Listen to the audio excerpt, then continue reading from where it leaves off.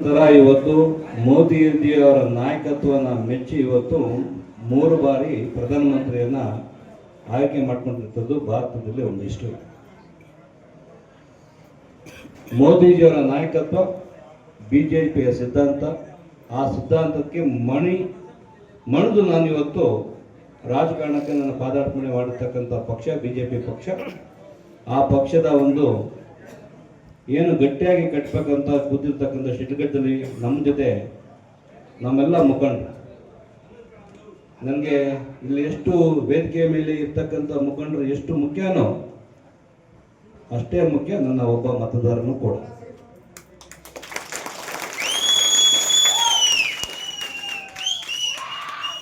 ಈ ಒಂದು ಚಿಕ್ಕಬಳ್ಳಾಪುರದಲ್ಲಿ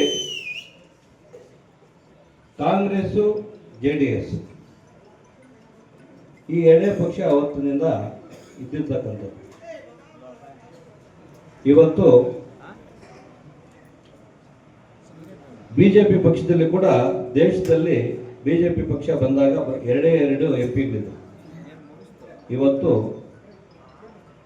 ತೆಲಂಗಾಣ, ಕರ್ನಾಟಕ, ಅದ್ರ ಜೊತೆಗೆ ಪಂಜಾಬ್ ಬಿಟ್ಟರೆ ಇನ್ನೊಂದು ದೇಶ, 4 ದೇಶದಲ್ಲಿ ಮಾತ್ರ ಕಾಂಗ್ರೆಸ್ ಉಳಿದಿದೆ. ಕಾರಣ ನಮ್ಮ ದೇಶದ ಹಿಂದುತ್ವ ಉಳಿಬೇಕು, ನಮಗೆ ಬುಡಕ್ಕೆ ಬೆಂಕಿ ಬೀಳ್ತಾ ಇದೆ. ಎಲ್ಲರೂ ಅಷ್ಟೇ, ಅವ್ರ ಮನೆಗೆ ಬೆಂಕಿ ಬಿದ್ದಾಗ ಅವ್ರ ನೋವು ಗೊತ್ತಾಗುತ್ತೆ.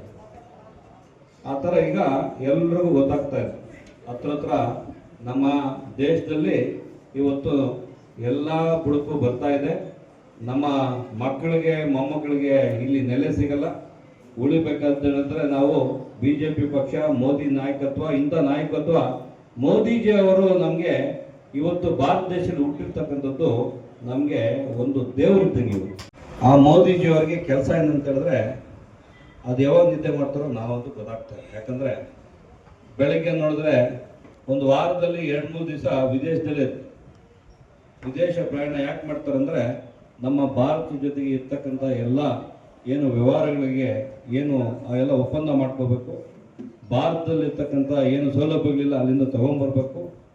ಕಾಲಿಗೆ ಚಕ್ರ ಕಟ್ಕೊಂಡು ಅವರು ಗುಜರಾತಲ್ಲಿ ಮುಖ್ಯಮಂತ್ರಿ ಇದ್ದಾವಿಂದ ಇವತ್ತುವರೆಗೂ ಕೆಲಸ ಮಾಡ್ತಾ ಇದ್ದಾರೆ. ಅವ್ರ ಇರೋವರೆಗೂ ನಾವೇನು ಸಾಧನೆ ಮಾಡ್ಕೊತೀವಿ ಅದು ದೊಡ್ಡ ಮಟ್ಟಕ್ಕೆ ನಮ್ಗೆ ಒಳ್ಳೇದಾಗತ್ತೆ. ಈಗ ಒಂದು ಅವಕಾಶ ಇದೆ,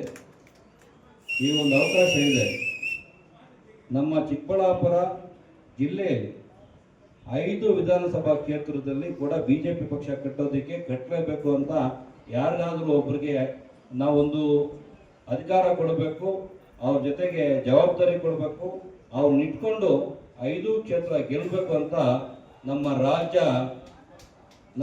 ರಾಜ್ಯದಲ್ಲಿ ನಮ್ಮ ಅಧ್ಯಕ್ಷರಿರ್ತಕ್ಕಂಥ BY ವಿಜೇಂದ್ರ ಅವರು, ಅದ್ರ ಜೊತೆಗೆ ನಮ್ಮ ಸಂಸದರ K ಸುಧಾಕರ್ ಅವರು ಒಟ್ಟೊಟ್ಟಿಗೆ ಮಾತಾಡಿಕೊಂಡು ಇಲ್ಲಿ ಯಾರು ಜವಾಬ್ದಾರಿ ಕೊಟ್ಟರೆ ಕೆಲಸ ಮಾಡ್ತಾರೆ ಅಂತಕ್ಕಂಥ ನಿದರ್ಶನ ನೀವೆಲ್ಲ ನನಗೆ ಕೊಟ್ಟಿದ್ದೀರ. ಯಾಕಂದರೆ 2 ವರ್ಷ 3 ವರ್ಷದಲ್ಲಿ ಇವತ್ತು ಏನು ಬಿಜೆಪಿ ಸಂಘಟನೆಯಲ್ಲಿ ತಾವೆಲ್ಲ ಕೈ ಜೋಡಿಸಿದ್ದೀರಾ, ನಾವು ಮಾಡಿರ್ತಕ್ಕಂಥ ಎಲ್ಲ ಕೆಲಸ ಕಾರ್ಯಗಳು ಇರ್ತಕ್ಕಂಥ ಬಿಜೆಪಿ ಶಿಡ್ಲಘಟ್ಟದಲ್ಲಿ ಇಲ್ಲ, ಅದನ್ನು ಇವತ್ತು ಯಾವ ಮಟ್ಟಕ್ಕೆ ತಗೊಂಬಂದಿರ್ತಕ್ಕಂಥದ್ದನ್ನ ಇವತ್ತು ನಿದರ್ಶನ ನೋಡಿ, ನಮ್ಮ ಈ ನಿದರ್ಶನ ಡೆಲ್ಲಿಯಲ್ಲಿ ನಮ್ಮ ಕ್ಯಾಲ್ಕುಲೇಷನ್ನ ನೋಡಿದ್ದಾರೆ. ದೊಡ್ಡ ಮಟ್ಟಕ್ಕೆ ಏನು ಇವತ್ತು ಶಿಡ್ಲಘಟ್ಟದಲ್ಲಿ ಏನು ಬಿಜೆಪಿ ಬೆಳೆದಿದೆ, ಡೆಲ್ಲಿಯಲ್ಲಿ ಕೂಡ ರಾಮಚಂದ್ರಗೌಡರನ್ನು ಮಾಡಬೇಕಾದ್ರೆ ಏನು ಮೈನಸ್ ಅಂತ ತುಂಬ ಜನ ಹುಡುಕಿದ್ದಾರೆ. ಪ್ಲಸ್ ಯಾರು ಹುಡುಕ್ತಾರೆ, ನಮ್ಮಲ್ಲಿ ಇರ್ತಕ್ಕಂಥ ಸ್ವಲ್ಪ ಎಲ್ಲ ಕಡಿಮೆ ಮೈನಸ್ ಹುಡುಕಿದ್ದಾರೆ. ಆದರೆ ನಮಗೆ ಬಿಜೆಪಿ ಕಟ್ಟತಕ್ಕಂಥ ಮೈನಸ್ ಸಿಕ್ಕಿಲ್ಲ. ಹಂಗಾಗಿ ಆಶೀರ್ವಾದ ಮಾಡಿದ್ದಾರೆ.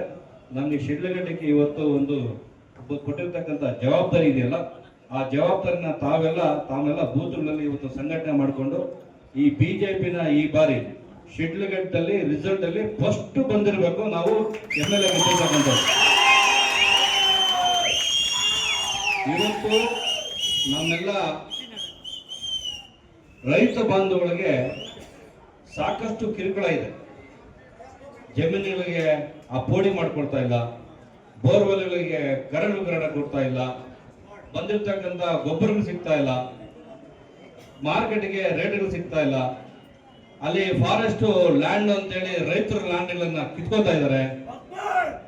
ಇವೆಲ್ಲ ಏನೆಲ್ಲ ಸಮಸ್ಯೆಗಳಿದೆ, ಈ ಸಮಸ್ಯೆಗಳಿಗೆ ತಮ್ಮೆಲ್ಲ ಧ್ವನಿಗೂಡಿಸಿ ನಾನು ಕೈ ಜೋಡಿಸ್ತೀನಿ. ನಮಗೆ ರಾಜ್ಯ ಮಟ್ಟದಲ್ಲಿ ಜಿಲ್ಲಾ ಮಟ್ಟದಲ್ಲಿ ನಮಗೊಂದು ಶಕ್ತಿ ಕೊಟ್ಟಿದ್ದಾರೆ. ಇನ್ನೇನಿದ್ರು ನಾವೆಲ್ಲ ಫೋನ್ ಮಾಡಬೇಕಾದ್ರೆ ನಾವೇನು ಇಲ್ಲಿ ತಾಲೂಕು ಆಫೀಸಲ್ಲಿ ತಹಸೀಲ್ದಾರ್ಗೆ ಇಲ್ಲಿರ್ತಕ್ಕಂಥ ನಮ್ಮ ಸರ್ಕಲ್ ಇನ್ಸ್ಪೆಕ್ಟರ್ ಮಾಡೋ ಅವಶ್ಯಕತೆ ಇಲ್ಲ. ನಿಮ್ಮದೇನಾದ್ರು ಇದ್ರೆ ಜಿಲ್ಲೆಯಲ್ಲೇ ಇರ್ತೀವಿ. ಜಿಲ್ಲೆಯಲ್ಲಿರ್ತಕ್ಕಂಥ ಜಿಲ್ಲಾಧಿಕಾರಿಗಳಿಗೆ SP ಗೆ ಕೂತ್ಕೊಂಡು ನಮ್ಮ ಕೆಲಸ ಮಾಡ್ತಕ್ಕಂಥ ಕೆಲಸ ಮಾಡೋಣ. ಆ ಶಕ್ತಿ ನಮ್ಗೆ ಬಂದಿದ್ದೀವಿ.